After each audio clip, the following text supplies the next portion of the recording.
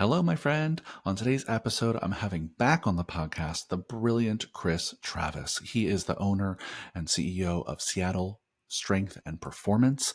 He also is one of our brand new coaches at Business for Unicorns. So I'm so excited for you to learn from him again on this podcast. He's someone who's scaled to, what will be 3 gyms in 5 years. He's fantastic at growing and scaling his gym.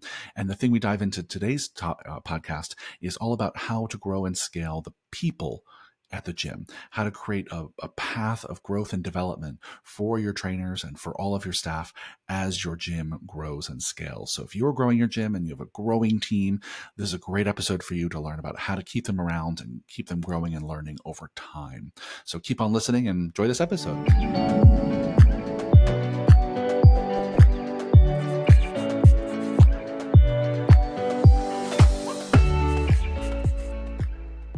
Hello, fitness business nerds. What's up? Welcome to another episode of the Business for Unicorns podcast. And dare I say, happy holidays if you're listening to this podcast when it gets released. And another big announcement I want to make sure we dive into right away, which is we have another free webinar coming up. So for all of you who want to get a little bit more Business for Unicorns in your life, we have a webinar coming up that Mark is running, and it's specifically about how to crush 2024, how to dive into the Q1 of 2024 and grow your gym big in the first quarter, specifically while working less than 5 hours per week on growing your gym. So Mark's going to give you a very specific playbook in this webinar where in less than 5 hours of effort per week, you can grow your gym big in the first quarter. And he's offering this webinar twice. It's Saturday, December 16th and Monday, December 18th, both at 12 noon Eastern time. So click the link in the show notes and register for this free webinar. What's not to love? Let's dive into today's topic. Welcome to the podcast. Welcome back to the podcast. Chris Travis, how are you, my friend? I'm doing great. Thanks, Michael. How are you? I'm so good. I'm so glad to have you back on the podcast. You were first on the podcast, I think, January of 2023, episode 197. And I want to have you back for a bunch of reasons because you're fucking brilliant. You are crushing it still with your gym. And super exciting announcement, which is you just joined Business for Unicorns as one of our newest Business for Unicorns coaches. So officially, welcome to the team. Thank you. I'm super excited about it. Yeah, it's going to be fun. It's so exciting. And this is the first time we really are kind of growing our coaching team in a big way. And so you're one of 3 coaches joining us in January officially. And so I'm so excited to have you. And dear listeners, if you didn't listen to the last podcast, you will hear in today's podcast why we picked Chris to join our team, because he's an absolute beast of a business owner and has so much, we have so much to learn from you. So thank you for joining the podcast. Do you want to say a little bit about who you are, what your gym is, and a little about your background before we dive in? Yeah, sure. So Chris Travis, I'm based in Seattle, so lovely Pacific Northwest. I own Seattle Strength and Performance. We have a couple locations, one in, the neighborhoods probably don't really matter. We have one in Queen Anne in Seattle and then one in Finney Ridge in Seattle. But basically, I've opened these 2 locations within 4 years. So it's been kind of a wild ride. But as of right now, business, like you said, is doing really well. My background is kind of interesting. I had a whole corporate background before this. So I worked at Amazon for about a decade, doing a number of different roles before I left in kind of mid 2019 to do this fitness journey. So. Yeah, amazing. Great summary. And I think what's one of the things that makes you unique as a gym owner is that a lot of gym owners come to owning a gym without having a big career beforehand, without having a kind of, especially a corporate career beforehand. And one of the things I've seen be really helpful for you and other people who have followed in your similar path is that you come with all kinds of tools from that corporate world about how to manage people, about how to scale teams, about how to think strategically, about how to create systems, about how to manage existing systems, refine systems over time. And so because you came with that system thinking, it's allowed you to open those 2 locations in 4 years. And I know you're on path to maybe even open a 3rd one in the next year. So that's kind of wild. 3 locations potentially in under 5 years is really just so impressive. And one of the things I think I attribute that to, and I wonder if you agree, is the fact that you came to running a gym with a lot of batteries included. You had a big toolbox from your previous career. Does that track with you? Yeah, 100%. I think, and I tell a lot of people this, which is, most people who come to opening a gym, they're fitness people first, right? And so they train and then they open a gym and then they try and figure out how to run a business. I was the exact opposite, where I knew how to run a business and had a business background, had to learn the fitness side. So yeah, it's a little bit different, but I think it's helped me tremendously, coming from that kind of background into fitness. And obviously, opening 3 and 5 years is pretty crazy, but fun. Yeah, it's amazing. It's Yeah. amazing. Well, that's what I want to talk about today. I want to talk a little bit about scaling and how you're doing it, the systems you're building to be able to Mhm. scale. And specifically, what I want to dive into today is the staffing piece. It's the one of the Yeah. trickiest Yeah. parts. We recently released a report, our Business of Unicorns benchmarking report for 2023, and the number one challenge gym owners said that they have in running their gym is staffing. Mhm. It's funny enough. I was not expecting it was not lead generation; it was staffing, Yeah. and it just goes to show in this kind of quote post-COVID ish world that finding people for in-person staff is hard. So that's a topic I want to dive into with you. But before that, anything, let's just start with a few big questions about scaling. So one is, what made you decide that you want to open up multiple locations? Because there's a lot of folks, listeners of this podcast, Yeah. who've had one for many years and are happy with one, and there's others who want to scale but haven't made that decision. So how did you make the decision? Yeah, it's funny. I just went to the East Coast for a week to visit some gyms, You and did, yeah. visited a bunch of unicorn gyms as well, and it was a great time. And Jack Losey, who owns Fitness and Fuel in Boston, actually asked me this question at dinner. He Yeah. said, "Hey, why are you opening a third location?" And honestly, it sounds kind of cheesy, but I immediately went back to the mission that I have and the Hmm. mission that SSP has. And our mission is pretty clear, which is to make strength training inclusive and accessible for every person. And for me, our two gyms are pretty busy. Yeah. We've got over 450 members now on less than 3,000 square feet of total space. Yep. So we're packing it in every day. And in my mind, for me, if I want to continue on that mission, I felt like I just need to reach more people. I Yep. need to continue going big and try to get out there. So that's really what drove me to try to open a third location. Yeah, well, I think that's so important. It just goes to show the importance of having a real mission. And a mission is really just a statement about the impact you want to make, and the Hmm. fact that your impact is like, I want to make strength training, accessible Hmm. for all the people. Means you need to reach more people. So Yeah. that's super clear. Yeah. Talk a little bit about the systems. We're going to get to the people systems in a Hmm. second. So aside from the staffing part, Hmm. what other systems have you found to be the kind of trickiest when it comes to scaling? Yeah, I mean, it's all about, especially when I think about running multiple locations, and it's Hmm. been a big learning for the second one, which is quality control is a big deal, Yeah, and the experience across both locations needs to be pretty consistent. Now, each location is always going to have its like personality, of and the, course. the community around it, drive some of that, and the coaches that are there drive some of that. But really, like, you want somebody who walks into an SSP to be like, hey, I'm going to attend a class here and I know exactly what that's going to be like, right? Because I've attended a class at location one and location two is going to be the exact same. And so a lot of it comes down to just trying to make that as consistent as possible. Everything from the first time somebody walks into the gym, what their experience is, how you talk to them about the gym, what are the things that you want them to feel, going through the assessment process, getting them onboarded. That's a big kind of like critical component. It's And then huge. during that time, it's like how you follow up with them. What does that SOP look like? How do we make sure they're having a good experience? Um, and then even adding, touch points beyond that, 90 days, and then, 6 months and 12 months and 18 months, and making sure people continue to have a good experience with SSP. I think that's critical. The other thing is, from a training perspective, making sure that your coaches are all on the same page, that no one's doing some crazy off the wall kind of stuff, and that Hmm. we're all kind of dialed in on the things that we're focused on. And it's actually something that I've learned quite a bit from, just kind of like last couple of weeks ago, I hung out with Mike Boyle, strength and conditioning, for a day, and Yep. just kind of seeing how they run their exercise library, which is, pretty small and pretty consistent, Yep. and everybody understands the regressions and progressions, and, and all of the clients that come in know exactly what's going to happen and what the flow is going to look like. And I think, especially when you think about managing multiple locations, you just have to have that experience be super, super consistent. So that's why I think that the quality control piece is the biggest piece. Yeah, that makes sense. That makes sense. So I heard two things really in there: is the quality control in terms of the client experience from their first visit through their workouts, and then quality control of the actual fitness product itself, Hmm. like the experience from the trainers, the exercises being used, the program Yep. design, etc. Can we just maybe stick on that first one for a second? So Yeah. I think people, as we said, come to fitness because they love the programming part. So I Hmm. think that's the part that they kind of get, and they want that to be consistent. It's the Hmm. client experience part that I see people struggle with the most. Yeah. Can you talk a little bit about like the nuts and bolts about how you kind of design a client experience and then kind of make sure it happens consistently? Like talk a little bit about the process of making SOPs, teaching Hmm. your team SOPs. How does that work for you?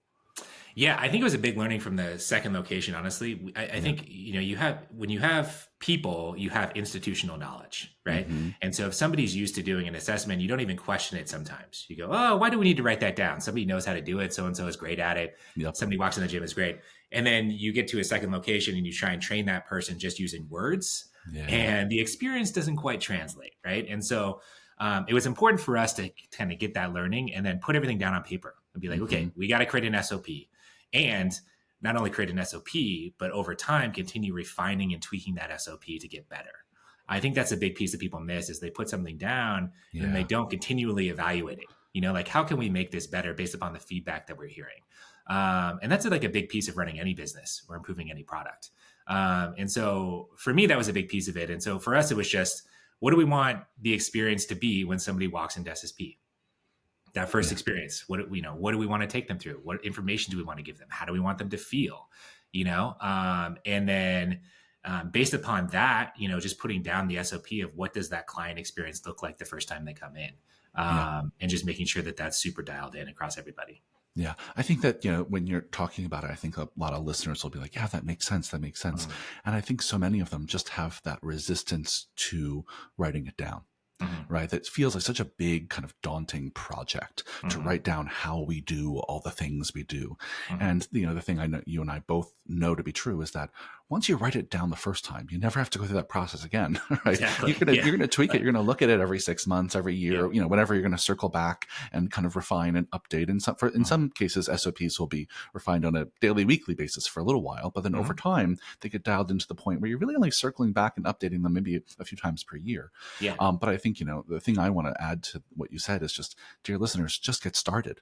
Just Yeah. pick one thing in your business Mhm. that you want to be consistent and write down how the person does it who's best at it. Right? Mhm. Find the person who's best at greeting people, having sales conversations, doing an Yep. assessment, and Yep. have them write down how they do it. Because in some cases, it's a document, you're going to write it down with words. In some cases, you're going to record a video. In some cases, it might be an audio. In some Mhm. cases, there might be photos needed to teach people how to do the thing. So writing down SOPs doesn't always have to mean you're writing a giant book. But I think, the way you talked about it, Chris, which is just like, just decide what you want the experience to be like and then start Mhm. recording it, I think is so smart. Yeah, 100%. And I think the other thing that I try and do and instill on the team is just always be curious. Yeah. Like we should always be curious how the experience is going, both for the team members and also new members that walk in the gym. What are they experiencing, and is that to the standard that we want them to have? Yeah. And if not, let's talk about it. Let's Yeah. evaluate it. I think that's so critical, that piece of like refining and improving it. The thing that I always say is that your SOPs should represent your current best thinking on how to do Mhm. any specific task in your business. Totally. And your Yeah. current best thinking should change, hopefully. Mhm. Hopefully you're all getting better and smarter over Totally. time. Yeah. And especially as you first create them, you're going to improve very quickly as everyone tries to get on the same page and Mhm. everyone's sharing all the best possible ways to do a task. And over time, like I said, that wisdom starts to congeal, and maybe it doesn't change as much over time. But I think you really hit the nail on the head by talking about the importance of revising and improving it.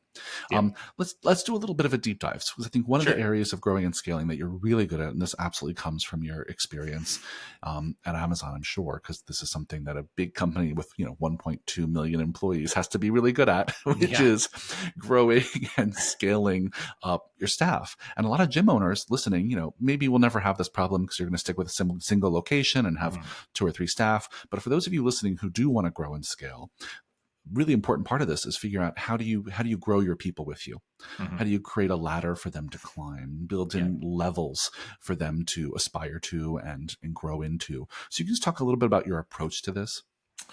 Yeah, I think I care a lot, obviously, about people development, and everybody that started on my team. I haven't hired somebody in kind of like a middle management role yet. I've Hmm. taken everybody who started from the bottom and I've tried to develop them up to the organization, and that's generally kind of a philosophy that I like and appreciate. And so that's always been kind of my go to in Yeah. terms of developing.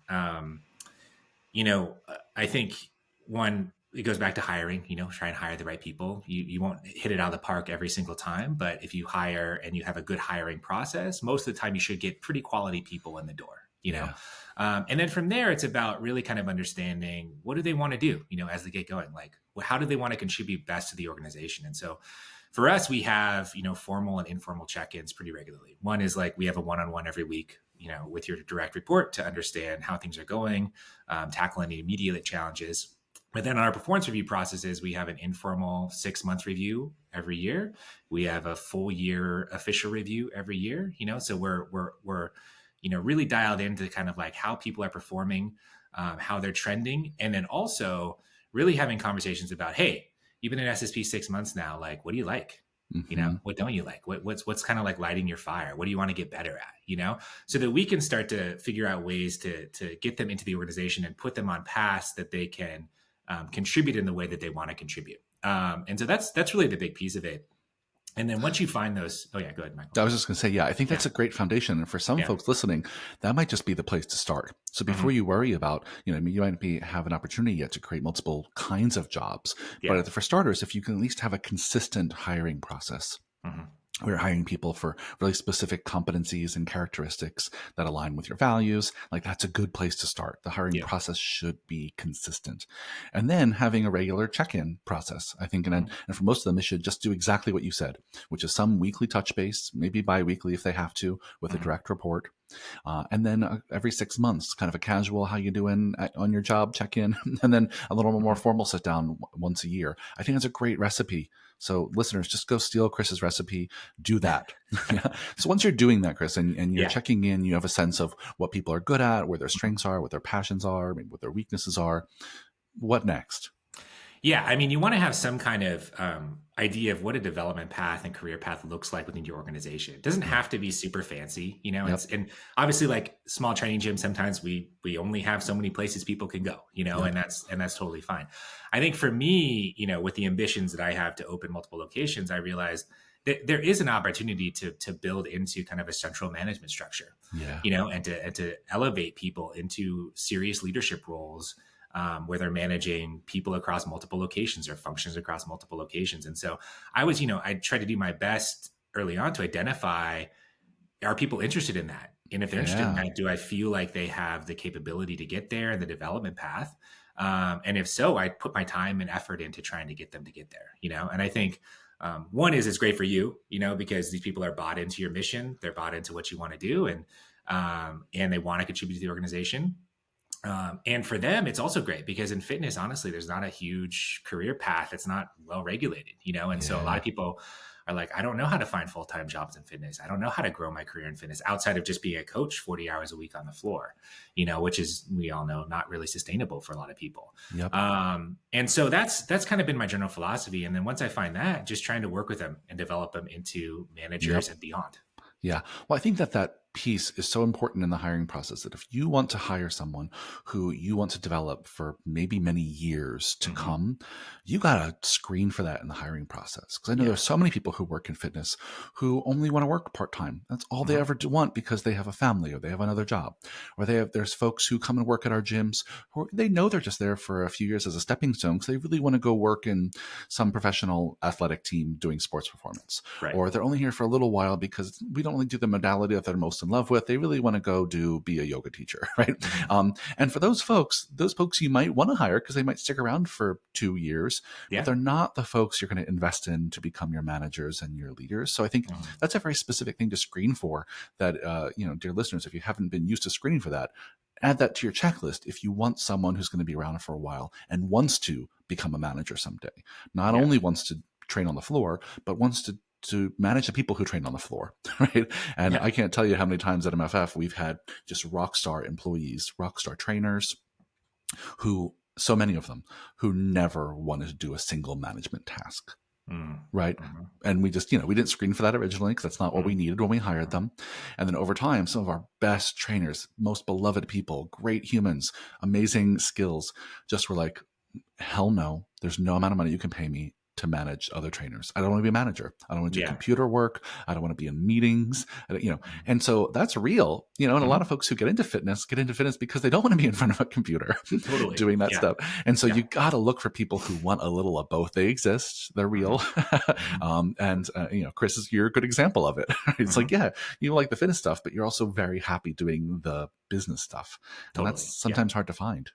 Yeah, it totally is. And I think as my team has grown too, we're about ten full-time staff now. And it's been an interesting journey because I think early on, I hired people thinking about how they can grow into managers in the organization later on, right? And Yeah. manage a team and people. And obviously that involves kind of reducing the training hours that they have on the floor, right? And giving them more management responsibility. I've also realized, kind of like you, is there are some people that just want to coach, That's you it. know, that don't want to take on management responsibility. And so this year I actually was kind of forced to think about what is the leveling path for those people, and I have a pretty, drawn out kind of like leveling guide and career path for people who want to go into management. And that's pretty clear across the team. And this year I had to kind of create a similar thing for coaches, and a Yeah, certain point with coaches, there will be a kind of a cap out because there's only of so far they course. can go as an individual contributor within a small organization. But I still think having that path and having it understood by coaches, some of them might be like, hey, that's okay. That's what I want to do with my life. I just want to Hmm. coach. I just want to hang out, Yeah. and do this. And that's totally cool. You want to be able to have space for those people, especially if they're great coaches and they contribute a lot to the community, Yeah, 100%. Well, let's just Yeah. kind of break down those two paths for a second. Let's just talk Yeah. about the path to management for a second. So, Yeah. if you have some coaches, and maybe we'll break this down for our listeners specifically, so if they have some coaches and they want to put them on a path to becoming a manager, what are the Mhm. kinds of things you think they need to learn and invest in? Yeah, I think, a big thing obviously is like people management. Yeah. And so, usually what I do is I'll start with one person, give it one person, and then Hmm. we'll really manage that Yep. closely, and I will have skip level check-ins with that person, so like maybe every 1, 2, or 3 weeks, I'll check in with them and just kind of see how things are going. And then the most of my one-on-one with, my direct report is about how's the management going? Sure. What challenges are you facing? How can I support you and help you? Right. And I think the biggest piece is like, as a new manager, learning how to, you're no longer, there's some individual contributor things that you have to do, but Sure. really the majority of your work really flows down to how well do you work through your people, right? Yep. And that's a big, mindset shift from It is. people who have been used to being individual contributors. And I see this a lot. It's a pretty natural career thing for people in their late 20s, once they Hmm. start to in a career and then all of a sudden they start to become a manager. That shift naturally happens as they get a team. And so that's the biggest piece, like Yeah. just start to get them comfortable with that, how they develop people, how they have those conversations, because managing people's emotions and managing people's ambitions and all of that stuff, that's a full-time job. that's Yeah. a that's a whole thing in itself. It's a whole nother skill set that if Yeah. you haven't done it before, it takes time to get good at. Yep. Yeah, and Totally. it's never the same with two employees. Right? Nope, not It's at always all. different. Yeah, always And different. Yeah. yeah, Yeah. so I think I love so much about that because I think mentioning that there's a real mindset shift from someone who's gone from being an individual contributor to managing Mhm. people, and Mhm. I think there's a few, but the one that you mentioned is specifically getting used to the fact that their work is other people's work. Right, that Yes. their output Correct. is helping other people be successful. I Mhm. think that's one big one. The other one I'll add to this conversation is I see a lot of managers not used to being seen as the boss, right? So they Yeah. go from being Yeah. peers with everyone one day Mhm. to the next day being the man, Yeah, it's hard. being It's the one hard. who Yeah. reinforces the rules and gives the feedback, Yeah. and that can be sticky. Yeah. So much of what I talk about this podcast when it comes to management and leadership is that it's about a relationship, right? Mhm. And so that change in relationship from peer to manager boss can be a big shift for a lot of folks. And then Yeah. you talked about really wonderfully about all the nitty gritty things you need to learn, just about how to actually manage people, about Mhm. how to have effective meetings, how to have those feedback conversations, Yep. how to hold standards. Mhm. And I love that you mentioned that, as the first thing you do is just give them someone to manage. Yeah, They have to learn this by doing it, right? totally. It's like being a trainer. It's like you can only get so far by reading the books. You have to just Mhm. go like pick up some weights with some Yeah. other people and coach them through it, right? Yeah. And I think, especially with new managers, it's about asking, and I think really this is about coaching anybody, is like asking open-ended questions. Yeah, You know, even if you know the answer to something, it's like, well, of course. how would you handle this situation? And Yeah. getting them to think in like different frameworks, and like really kind of brainstorm how they would approach something helps them learn tremendously faster. That's exactly it. Because Yeah. I think often being a manager for the first time requires learning a bunch of mental models that are Hmm. not immediately obvious if you've never Yeah. managed people before. And so I think that's great. And maybe we can dedicate a whole podcast to that because Yeah. we'll have you back. We'll talk more about that. Let's just talk briefly about the other path. So for folks Yeah. who are trainers maybe and Mhm. are never going to be anything else, like they just want to coach, they want to be Yeah. on the floor, they like Yeah. being with clients. What's that path look like for you? Yeah, it's interesting. Like and I kind of got this in MFF when I was talking to you guys originally, Yeah. was how many hours are sustainable for a coach to actually coach at a full-time level? And Yeah. I've never thought that 40 hours was that. I just think it's No, too much and not it's not. sustainable. So Yeah. I kind of cap my coaches out at 20, 25 hours a week of full-time coaching, Sure. right? And then I have them do some other stuff. There's like some standard end of coach kind of checklist stuff like social media. You got to post, send me 2 stories a day. You got to, that kind of stuff. Yep. I also think for coaches that really want to grow, I've found that like they definitely want to get into the programming side. And we have kind of a central program design team who does most of the programs for our personal training clients and our classes. But I think people who want to grow, that's the area that they want to grow in. Yep. And so I've started to think about, well, how do we give them more responsibilities, especially as we have more locations and more clients? How do we give them more responsibilities on that side? And so Yeah. that path kind of maintains the level of coaching they do every week, but just increases slowly the level of responsibility that they have on the programming side. Got it. And in addition, kind of think about, there's that acronym SME, which is like Hmm. subject matter expert, Yep. finding the things that they can own in the business that is like their piece, and Hmm. hopefully those things, some of those things are incremental drivers of revenue, and I think about examples like, hey, if somebody wants to do a powerlifting club because they're really into powerlifting, letting them kind of run that at the gym and be the subject matter expert for that. Or, hey, somebody wants to run a Spartan race. Okay, this person's going to be our subject matter expert here, and they're going to do all our programming and do all of our logistics for that program, and just having them be kind of like those point people on the team for those particular things, I think is another big kind of leadership step without actually having to manage people. Yeah.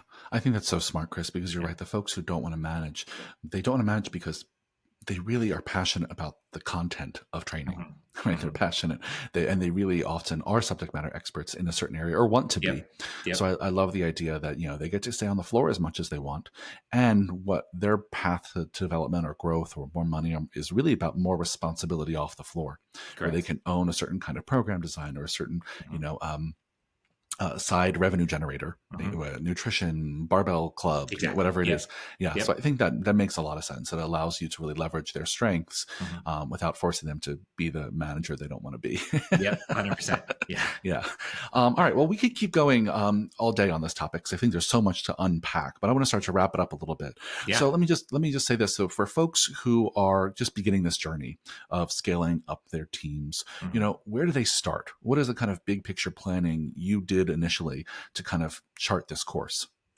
Yeah, I think it's like with everything we should be doing, it's all an experiment, right? And Yeah. so just start somewhere and then really be curious and take learnings and then adapt as you go. I think, the one thing I've learned as I've thought about this third location specifically is like how many people do I actually need to run a location, And I Hmm. think you should be really curious about that because I think there's a lot of complexity that goes into run. If you run a single training gym, you spin off all of these different things. You have all of these different programs. You got people doing these things, nutrition and powerlifting or whatever it is that you do, right? And I think if you really broke that down to the bare bones, like what do you actually need to run a successful training gym? And Yeah. that's the model I've used for location 3. And so that's where I would start. Is like how many people do you think you need to run a full schedule? At its bare bones, and just try and keep staffing to a minimum at first, because you want to keep your operational expenses low, and really understand, what do I need?